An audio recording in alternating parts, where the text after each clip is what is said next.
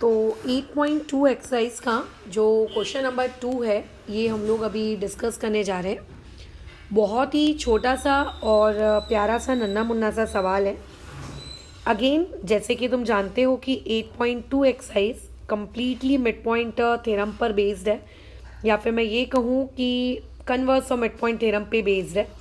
तो इसके जितने भी सवाल हैं वो आपको इसी लॉजिक से करने होंगे, मिड पॉइंट थ्योरम वाले लॉजिक से या फिर कन्वर्स और मिड पॉइंट थ्योरम वाले लॉजिक से। बट कभी एग्ज़ाम पेपर में आपको ये बता के तो आएगा नहीं कि देखो मैं 8.2 का सवाल आ रहा हूँ, हेलो मैं 5.9 का सवाल आ रहा हूँ। तो ऐसे केस में आपको कैसे पता चलेगा कि उस पर्टिकुलर क्वेश्चन को मिड पॉइंट वाले लॉजिक से करना है या मिड पॉइंट वाले लॉजिक से नहीं करना है? तो उसके लिए ध्यान रखिएगा, सवाल को रीड करें, उसमें क्या गिवन डेटा है उस पर अपना दिमाग लगाएं और सोचें कि इस गिवन डेटा के बेसिस पर कौन सी एक्सरसाइज हमारी टेक्स्ट बुक में थी।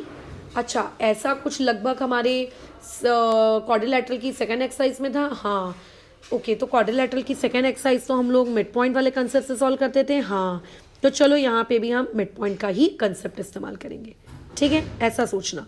सवाल देखो ये थोड़ा सा लेंदी है, ज़्यादा मतलब मैंने कह तो दिया कि छोटा सा है, प्यारा सा है, बट थोड़ा लेंदी है। तो चलिए इससे बातचीत करते हैं। बोला जा रहा है कि ABCD इज़ ए रोम्बस। ठीक है, तो फिलहाल तो एक हम लोगों ने रोम्बस बना लेते हैं। अब वो रोम्बस जैसा दिखे या रोम्बस जैसा ना दिखे उस पर तुमको विचार विमर्श नहीं करना है। ठीक है, तो ओके, ये A पॉइंट, ये B पॉइंट, ये C पॉइंट, ये D point. So ABCD is a rhombus. ठीक है, अगर मतलब कोई मुझसे पूछेगा कि इस पर्टिकुलर क्वेश्चन का गिवन क्या है तो मैं कम से कम इतना तो लिख सकती हूँ कि quadrilateral ABCD is a rhombus. ये पर्टिकुलर चीज़ मेरा क्या है, रोम्बस है, इतना मैं लिख सकती हूँ। अगर ये रोम्बस है तो ये रोम्बस की जितनी भी प्रॉपर्टीज़ होती हैं सबको सेटिस्फाई करेगा। उनमें से हमें जिस प्रॉपर्टी की नीड होगी वो प्रॉपर्टी हम इस्तेमाल कर लेंगे। क्वेश्चन में कह रहा है कि PQRS are the mid points, मतलब AB का मिड पॉइंट होगा कोई P, BC का मिड पॉइंट होगा कोई Q, DC का मिड पॉइंट होगा कोई R और AD का मिड पॉइंट होगा कोई S। यानी कि क्वेश्चन में बोला जा रहा है कि पॉइंट्स जो है आपके, ठीक है, P, Q, R and S, ये सारे के सारे पॉइंट्स बेसिकली क्या हैं, मिड पॉइंट्स हैं। किसके मिड पॉइंट्स हैं? आपके AB के, ठीक है, BC के एंड आपके DC के एंड आपके AD के, ये मिड पॉइंट्स हैं। अगर वो मिड पॉइंट्स हैं तो नो डाउट उन दोनों के दो बराबर इक्वल टुकड़े हो रहे होंगे, वो बड़े वाले का बाई 2 होगा, नो डाउट ये सारी प्रॉपर्टीज सेटिस्फाई हो रही होंगी। बट हम लोगों को उतना अपना दिमाग नहीं लगाना है कि मैडम ये वाली प्रॉपर्टी सेटिस्फाई हो रही है नहीं हो रही है ना, क्योंकि हमें उस सब चीज़ों की नीड नहीं है यहाँ पर फिलहाल। अभी आपको शो दैट क्या करना है कि अगर इन पॉइंट्स PQ को, इस पॉइंट QR को, इस पॉइंट RS को, इस पॉइंट PS को अगर ज्वाइन किया जाए तो ज्वाइन करने के बाद जो क्वाड्रिलेटरल बनेगा दैट इज PQRS, वो बेसिकली आप लोगों का क्या होना चाहिए, एक रेक्टेंगल होना चाहिए। ये आपको प्रूव करना है। ठीक है, ये चीज़ आपको प्रूव करनी है। अब मैं तुम्हें बता दूं, इस पर्टिकुलर क्वेश्चन को रेक्टेंगल प्रूव करने के लिए थोड़ा सा ये लेंदी जॉब है और इसके लिए हमें कंस्ट्रक्शन की रिक्वायरमेंट है। ठीक है, इस पर्टिकुलर क्वेश्चन में हमें कंस्ट्रक्शन की रिक्वायरमेंट है। कंस्ट्रक्शन हमारा कुछ इस तरीके का है कि इसमें आपको अगर इस पर्टिकुलर चीज़ को रेक्टेंगल प्रूव करना है तो आपको यहाँ पे डायगोनल्स बनाने पड़ेंगे। आपको क्या करने पड़ेंगे, डायगोनल्स बनाने पड़ेंगे। यानी आपको ये AC को अपना डायगोनल बनाना पड़ेगा, ठीक है, और दूसरा डायगोनल आपको BD को बनाना पड़ेगा। तो AC एंड BD ये बेसिकली हो गई आप लोगों की डायगोनल। तो हमारे कंस्ट्रक्शन में आ जाएगा जॉइन AC एंड BD। हमने डायगोनल बना लिया। अब बात आती है कि हम इस पर्टिकुलर रोम्बस को जिसके मिड पॉइंट्स हम लोगों को दिए हुए हैं, इसको हम लोग किस तरीके से हमारा रेक्टेंगल प्रूव करेंगे।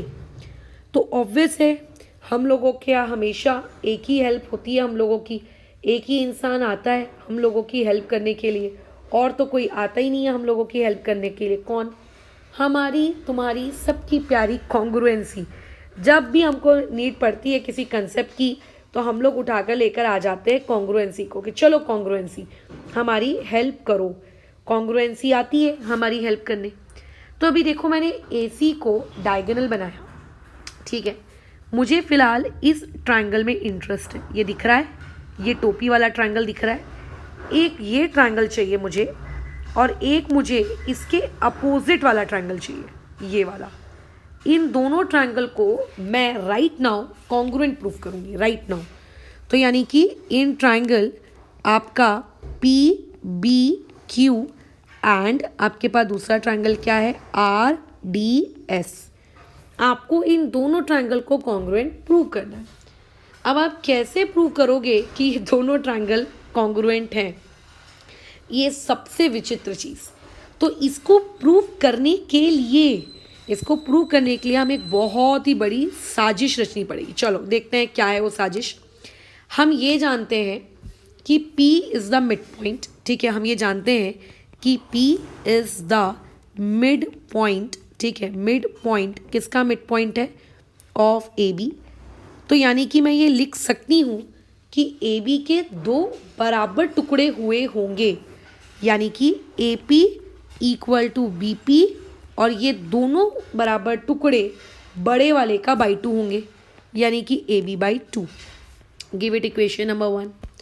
अब मैं ये जानती हूँ कि जो मेरा Q है, ये Q बेसिकली मिड पॉइंट है। चारों के चारों ही हमें इस क्वेश्चन में मिड पॉइंट दिए हैं ना, तो Q हम लोगों का मिड पॉइंट है किसका? BC का। तो मैं ये लिख सकती हूँ कि उसके दो बराबर टुकड़े हुए होंगे, एक टुकड़ा रहा होगा BQ और दूसरा टुकड़ा रहा होगा QC, और ये आपके BC/2 के बराबर रहे होंगे, है ना। ऐसे करते करते इस पर्टिकुलर क्वेश्चन में आपको टोटल 4 मिड पॉइंट्स दिए हैं, चारों के बारे में आप लिख दीजिए। तो यहाँ क्या आ जाएगा आप लोगों के पास? R is the mid point, R भी मिड पॉइंट है। किसका मिड पॉइंट है? आप लोगों के किसका? CD का। तो इसका मतलब वहाँ पे भी दो बराबर टुकड़े हुए होंगे, और वो दोनों बराबर टुकड़े बड़े वाले CD का बाई 2 रहे होंगे। तो अगर मैं कहूँगी कि R मिड पॉइंट है, तो मैं लिख सकती हूँ DR इक्वल टू CR, और ये होगा बड़े वाले CD का by 2। This is my equation number 3। Similarly question में बोला जा रहा है कि जो S है, ये जो S है ये मेरा मिड पॉइंट है। किसका मिड पॉइंट है? AD का मिड पॉइंट है। इसका मतलब यहाँ पे ज़रूर डायग्राम को देखो और देखकर बताओ AD के भी दो बराबर टुकड़े हो रहे होंगे, एंड दैट टू बराबर टुकड़े are AS equal to SD। एक मिनट रुकोगे, वो बराबर टुकड़े होंगे AS इक्वल टू SD। तो यहाँ पे आप लिख सकते हो AS इक्वल टू SD, और वो इक्वल होगा AD/2 के। Give it equation number 4। Madam ये तो हम जानते हैं, तो बहुत ही बेसिक लेवल की मैथमेटिक्स है, बट इससे हमें ट्रायंगल को कॉन्ग्रुएंट प्रूव करने में क्या हेल्प मिली? अभी आपको क्वेश्चन की स्टार्टिंग में ही बोला गया है कि आपका जो क्वाड्रिलैटरल है दैट इज ABCD। क्वेश्चन की एकदम स्टार्टिंग में बोला गया है कि quadrilateral ABCD is a rhombus. अगर क्वाड्रिलैटरल ABCD एक रोम्बस है, तो तुम और मैं बहुत अच्छे से जानते हैं कि वो रोम्बस की सारी प्रॉपर्टीज़ को सेटिस्फाई करेगा।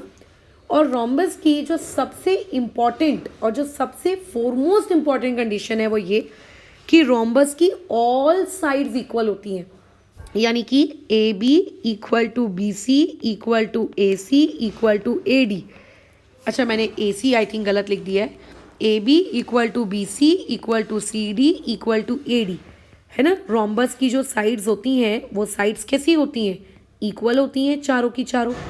तो ये चारों की चारों साइड्स इक्वल होंगी, बराबर। ये चारों की चारों साइड्स अब ऐसे ही बैठे बिठाए मेरा मन किया कि चलो एक काम करते हैं, ए बी को भी डिवाइड बाई 2 कर देते हैं, बी सी को भी डिवाइड बाई 2 कर देते हैं, सी डी को भी डिवाइड बाई 2 कर देते हैं, ए डी को भी डिवाइड बाई 2 कर देते हैं।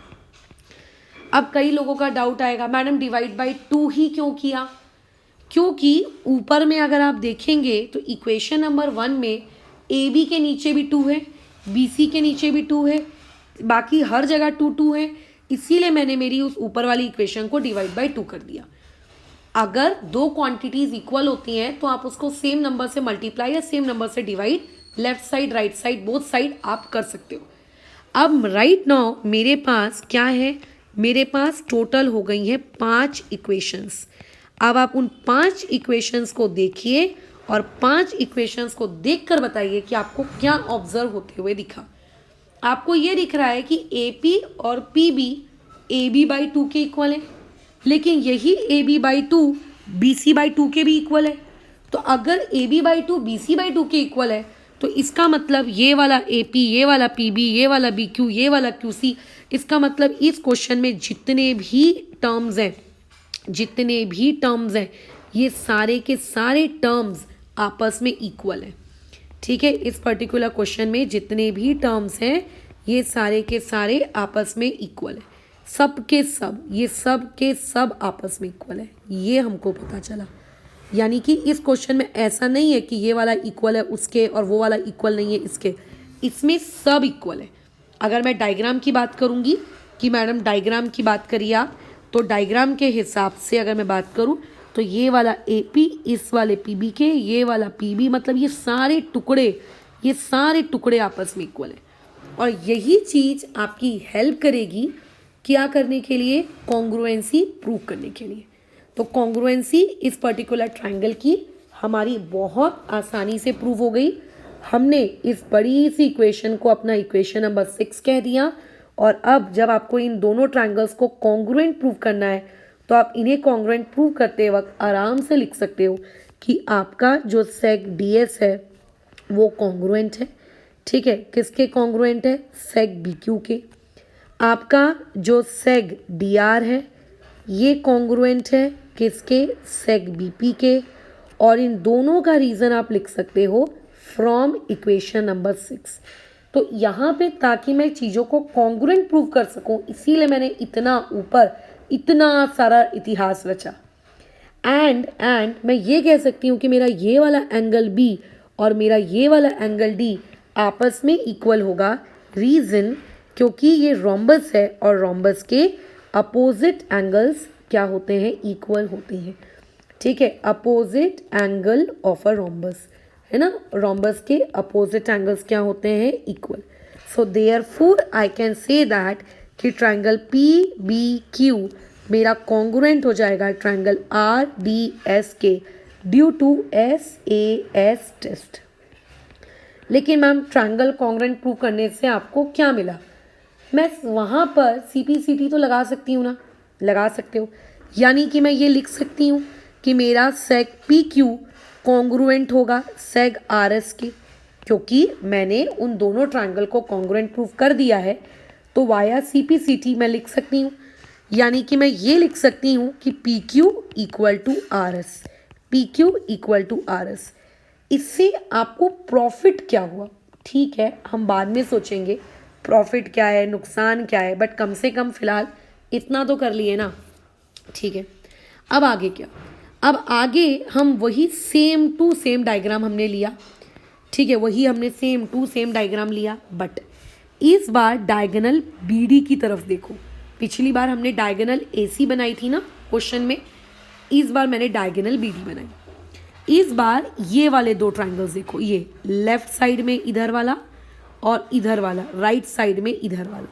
तुम्हें नहीं लगता कि जैसे आपने अभी ऊपर वाले दो ट्रायंगल्स को कॉन्ग्रुएंट प्रूफ किया, यहाँ पे भी आप triangle A P S and आपका जो दूसरा ट्रायंगल है क्यू सी आर, आप इन्हें कॉन्ग्रुएंट प्रूव कर सकते हो? क्योंकि ऑलरेडी हम इक्वेशन नंबर 6 में ये कह चुके हैं कि ये सारे के सारे टुकड़े आपस में क्या हैं, इक्वल है। ऑलरेडी हम ये कह चुके हैं। यानी कि सेग ए पी आप इसे कॉन्ग्रुएंट लिख सकते हो सेग आर सी के। आप ये लिख सकते हो कि सेग AS कॉन्ग्रुएंट हो जाएगी सेग QC के, और इन दोनों का रीज़न होगा फ्रॉम इक्वेशन नंबर 6। जो चीज़ मैंने ऊपर यूज़ की है वही सेम लॉजिक आप यहाँ पे फिर इस्तेमाल कर सकते हो कि ये वाला एंगल और ये वाला एंगल आपस में इक्वल होगा। इसका रीज़न वो पर्टिकुलर क्वाड्रिलैटरल एक रोम्बस है, और रोम्बस के जो अपोजिट एंगल्स होते हैं वो कैसे होते हैं, इक्वल होते हैं। यानी कि आप एंगल A को कॉन्ग्रुएंट लिख सकते हो किसके, एंगल C के, और इसका रीज़न आपका आएगा opposite angles of a rhombus.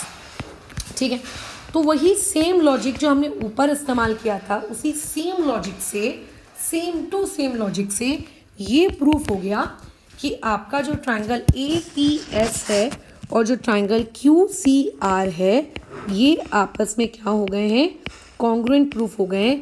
Reason इसका है SAS टेस्ट। डन। अगर ये दोनों ट्रायंगल कॉन्ग्रुएंट हैं तो आप यहाँ पे क्या लगा सकते हो, CPCT लगा सकते हो। तो CPCT के हिसाब से आपको नहीं लगता कि आपका जो सेग PS है ये कॉन्ग्रुएंट हो जाएगा सेग QR के, और इसी चीज़ को मैं ये लिख सकती हूँ कि PS इक्वल टू QR। लेकिन मैम ये सब करके आपको मिल क्या रहा है, आपको तो ये प्रूव करना है ना कि आपका जो क्या कहते हैं क्वाड्रिलैटरल है PQRS वो एक पैरेलल मतलब एक रेक्टेंगल होना चाहिए। यहाँ पे आपको मिल क्या रहा है, आपने तो दोनों अपोजिट साइड्स को इक्वल प्रूव कर दिया। अब देखो रेक्टेंगल होने के लिए कंडीशन क्या होती है, मतलब इन क्वाड्रिलैटरल PQRS को अगर मैं एक रेक्टेंगल प्रूव करना चाहती हूँ तो रेक्टेंगल की कंडीशन क्या होती है कि अपोजिट साइड्स क्या होनी चाहिए, आप लोगों की इक्वल होनी चाहिए, बराबर। तो तुम्हें नहीं लगता कि according to equation number 7 PQ equal to RS हमारा आ चुका है, यानी कि इस वाले PQ को इस वाले RS के इक्वल ऑलरेडी हम बता चुके हैं।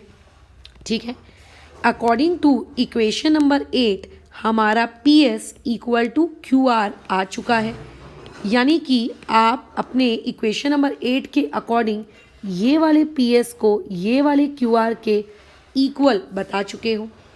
तो इसका मतलब from equation number 7 and from equation number 8 हमको ये पता चल चुका है कि यहाँ पे बोथ पेयर, ठीक है, बोथ पेयर किसके, अपोजिट साइड्स के क्या हैं, इक्वल है।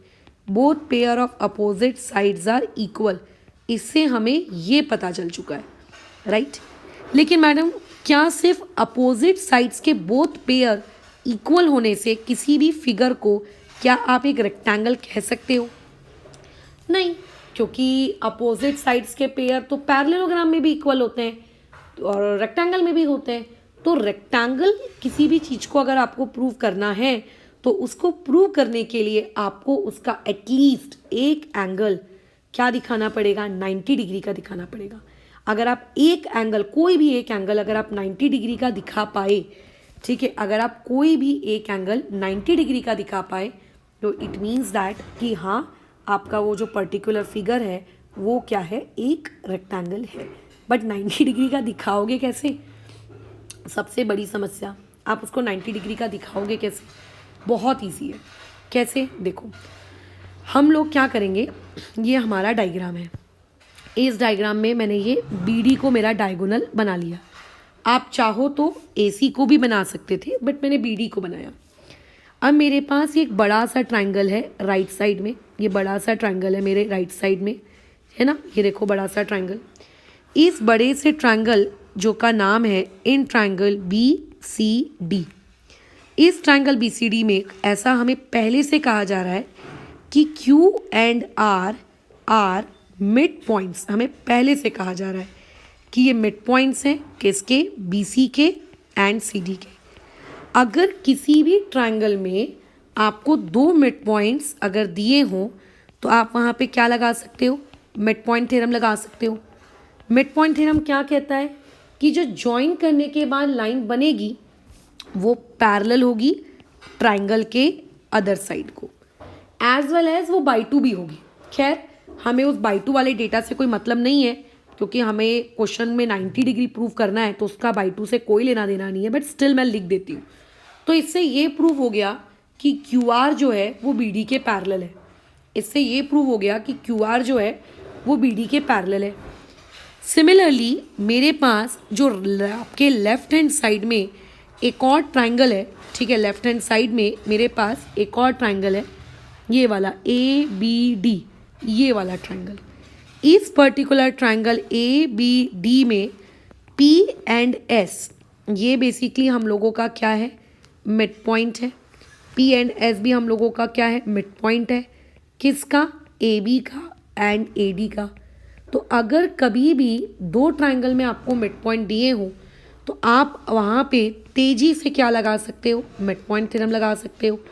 तो आपने यहाँ पे मिड पॉइंट थ्योरम लगाया, तो नई वाली लाइन जो ज्वाइन करके बनेगी वो क्या होगी, पी एस पैरेलल आ जाएगा किसके, आपका पी एस पैरेलल आ जाएगा बी डी के, एज वेल एज वही वाला पी एस आपके उस बी डी का कितना आ जाएगा, बाई टू भी आ जाएगा। बराबर, वही पी एस उस बी डी का बाई टू भी आ जाएगा। ठीक है, वही पी एस आपके उस बी डी का क्या आ जाएगा, बाई टू भी आ जाएगा। ठीक है मैडम, आ जाएगा। अब लेकिन इससे हमें फ़ायदा क्या हुआ, इससे फ़ायदा क्या हुआ है, इससे तो कुछ समझ ही नहीं आ रहा है कि हमने तो इतना तो प्रूव कर दिया कि वो पैरेलल है, वो बाई टू है, लेकिन हमें तो उस चीज़ को रेक्टेंगल प्रूव करना था ना। रेक्टेंगल प्रूव करने के लिए क्या करोगे आप, तो इससे ये कम से कम हमें पता चल गया कि हमारा पी एस, ये जो इक्वेशन है, ये इसको लेट से इक्वेशन नंबर 9 दे देते हैं, इसको लेट से इक्वेशन नंबर 10 दे देते हैं। तो मैं from equation number 9 and from equation number 10 मैं ये ऐसा कह सकती हूँ कि मेरा पी एस पैरेलल होगा क्यू आर के एंड मेरा पी एस इक्वल होगा क्यू आर के। जब एक पेयर पैरेलल भी हो और एक पेयर आप लोगों का इक्वल भी हो, तो एक्चुअली में वो पर्टिकुलर फिगर आप लोगों का क्या प्रूफ हो जाता है, रेक्टेंगल नहीं, वो एक प्रूफ हो जाता है पैरेललोग्राम। सो पी क्यू आर एस हमने ये प्रूफ कर दिया कि ये P Q R S basically हम लोगों का क्या है, एक पैरेललोग्राम है। ये हमने प्रूफ कर दिया। बट मैडम आपको तो रेक्टेंगल प्रूव करना था, आप इसको ये पैरेललोग्राम क्यों प्रूव कर दिए, बताइए। आपको तो इसको रेक्टेंगल प्रूव करना था। तो जैसे कि हम जानते हैं कि हमारा जो ओरिजिनल फिगर था ए बी सी डी, वो original figure A B C D हम लोगों को क्या दिया था, रोम्बस, ओरिजिनल फिगर। अगर ओरिजिनल फिगर हमको रोम्बस दिया है तो रोम्बस की प्रॉपर्टी क्या है कि डायगोनल्स बाइसेक्ट करेंगे। यानी कि अगर मैं कहूँ कि ये मेरा ओरिजिनल क्वेश्चन है और डायगोनल ओ पॉइंट पे बाइसेक्ट कर रहे हैं, इसका मतलब ये एंगल, ये एंगल, ये एंगल, ये एंगल, चारों एंगल कितने डिग्री के होंगे, 90 डिग्री के। तो इसका रीज़न हम दे देंगे 90 डिग्री, और इसका रीज़न हमारे पास क्या आ जाएगा, डायगोनल्स ऑफ अ रोम्बस। ठीक है, जो रोम्बस होता है उसके जो डायगोनल्स होते हैं वो बेसिकली बाइसेक्ट करते हैं, इक्वल टुकड़े पे बाइसेक्ट करते हैं, ठीक है, एट 90 डिग्री। बराबर। तो इसका मतलब आपके पास एक फिगर पैरेललोग्राम है और उसका जो एक एंगल है वो पर्टिकुलर, एक minute, P Q R S आप लोगों का क्या है, एक पैरेललोग्राम है। अब मुझे ये दोनों डायगोनल्स अगर मैं ड्रॉ कर दूँ, 2 मिनट, ये मान लेते हैं मेरी ये डायगोनल भी मैंने ड्रॉ कर दी, ये डायगोनल भी मैंने ड्रॉ कर दी। तो देखो ये जो छोटा सा बॉक्स है, ये छोटा सा बॉक्स, इस छोटे से बॉक्स का ये वाला एंगल कितने डिग्री का है, 90 डिग्री। बराबर। इस छोटे से बॉक्स का ये वाला एंगल कितने डिग्री का है, 90 डिग्री। बराबर। अच्छा, इसको कुछ नाम देने की ज़रूरत नहीं है, इसको बस इतना लिख दो, बॉक्स नंबर 1। तो हमारा जो बॉक्स नंबर 1 है वो बेसिकली एक क्या है, पैरेललोग्राम है। ठीक है। अच्छा, और उसका एंगल कितना है, 90 डिग्री का है। सो देयरफॉर एंगल एस ये भी कितने डिग्री का हो जाएगा, 90।